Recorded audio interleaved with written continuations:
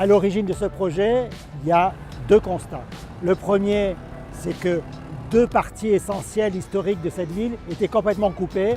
D'une part, la ville historique baroque, qui est l'origine de Nice, et de l'autre, l'extension du 19e, dite la ville moderne, qui était coupée par un mur qui était constitué par un parking en étage et par une gare routière.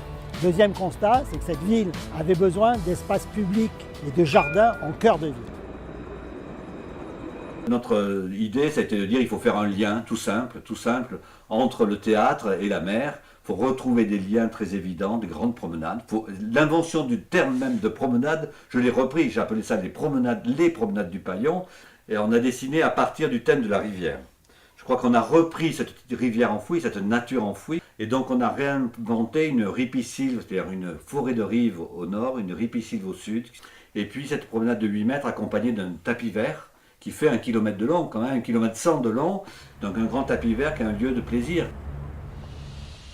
Le souhait de Michel Pénat était de représenter les 5 continents, donc avec des arbres qui viennent d'Asie, d'autres qui viennent d'Océanie, d'autres qui viennent d'Europe, et de permettre à ces arbres de s'acclimater dans le microclimat qu'on a à Nice. On est au-dessus d'une rivière, on est au-dessus du Paillon, abrité par 5 voûtes contiguës. Il faut prendre en considération qu'on est comme un jardin sur dalle. Donc l'emplacement des nouvelles plantations s'est fait où on avait des profondeurs de terre suffisantes pour arriver à avoir un maximum de volume racinaire à long terme et de développement de ces plantes.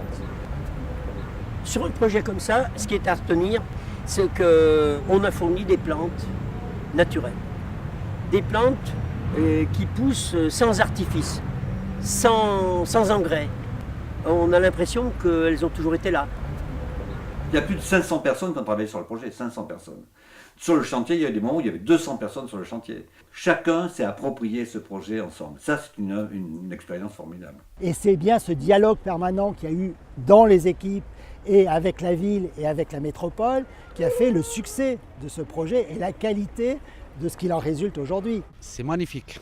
C'est vrai, c'est magnifique pour Nice. On peut se poser tranquille dans l'herbe, c'est bien. On peut faire un petit pique-nique. On prend le temps de vivre, de regarder les enfants s'amuser, jouer. C'est carrément le top, quoi. La Cité verte, il faut savoir que la thématique qu'on développe au travers de cette notion, c'est Nice, ville verte de la Méditerranée, avec tout un plan vert qui a été mis en place de remettre de l'espace vert et du paysage dans la ville. Et donc ce jardin, ce parc de 7 hectares en fait partie, et il fait partie effectivement des lieux pour lesquels on vient à Nice aujourd'hui.